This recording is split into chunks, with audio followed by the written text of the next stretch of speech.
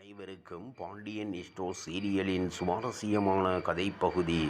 ராணி கழுத்தில் தாலியை கட்டிய கதிர், பாக்கியாவிடம் உதவி கேட்கும் கோமதி, பரபரப்பின் உச்சத்தில் பாண்டியன் ஸ்டோர்ஸ். பாண்டியன் ஸ்டோர்ஸ் மற்றும் பாக்கியலட்சுமி இரண்டு சீரியலிலும் மகா சங்கமம் நடைபெற்று வருகிறது. இந்த இரண்டு சீரியலும் தற்பொழுது 1 மணி நேரம் ஒளிபரப்பப்பட்டு வருகிறது. பாண்டியன் ஸ்டோர்ஸ் சீரியலில் ராஜி கண்ணனை நம்பி வந்து விடுகிறார். ஆனால் கண்ணன் பணம் நகையை எடுத்துக்கொண்டு ஏமாற்றிவிட்டு ஓடி வருகிறார்.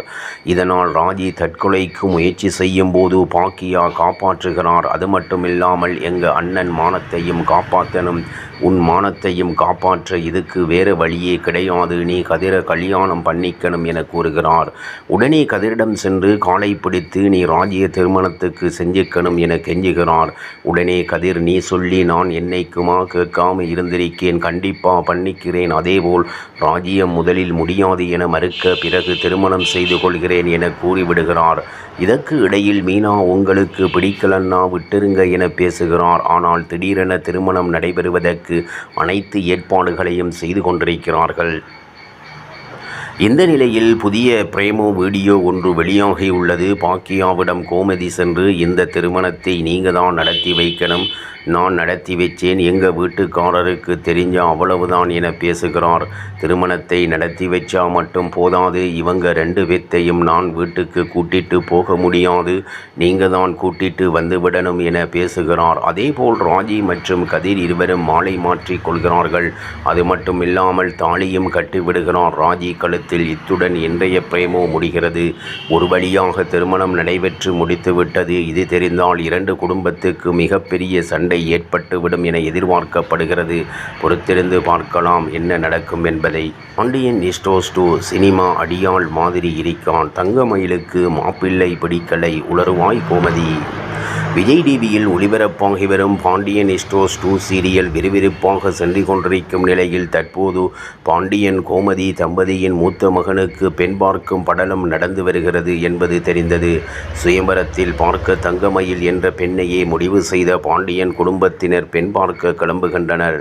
ஆனால் தங்கமயில் வீட்டில் உள்ளவர்கள் அனைவரும் பிராடு மற்றும் ரவுடிகள் என்பது தெரியாமல் அப்பாவி பாண்டியன் குடும்பத்தினர் அந்த வீட்டு பெண்ணை பெண் பார்க்க கிளம்புகின்றனர்.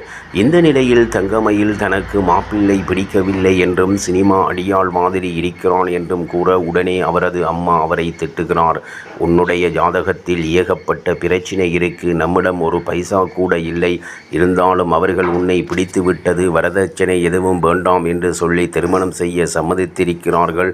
மாப்பிள்ளையின் அம்மாவை பார்த்தா அப்பாவி போல இருக்கிறது, மாமியார் தொல்லையும் இல்லை, இப்படிப்பட்ட ஒரு சம்பந்தம் நமக்கு கிடைக்காது, உனக்கு வயது ஏறிக்கொண்டே போகிறது, ஆனால் இந்த மாப்பிள்ளையை கட்டிக்கொள் என்று கட்டாயப்படுத்துகிறார். இந்த நிலையில் பெண் பார்க்க பாண்டியன் குடும்பத்தினர் ஒட்டுமொத்த குடும்பத்தோடு வரும் நிலையில் அவர்களுடைய நடக்கும் பேச்சுவார்த்தை குறித்த காட்சிகள் இன்றைய எபிசோடில் உள்ளன. பாண்டியன் மனைவி கோமதி அப்பாவியாக தனது இளைய மகன்கள் 2 பேருக்கும் காதல் திருமணம் ஆகிவிட்டதால் மூத்த மகனுக்கு பெண் கிடைக்கவில்லை என்று உளர, மருமகள்கள் இருவரும் அதை சொல்ல வேண்டாம் என்று ஜாடை காட்டுகிறார்கள். அப்போது பாண்டியன் உண்மையை சொல்வதில் தவறில்லை, சம்பந்தம் பண்ண போகிறவர்களிடம் உண்மையை சொல்ல வேண்டும், அவர் இதையெல்லாம் தெரிந்து பெண் கொடுத்தால் கொடுக்கட்டும், அல்லது கொடுக்காமல் இருந்தாலும் பரவாயில்லை என்று கூறுகின்றனர்.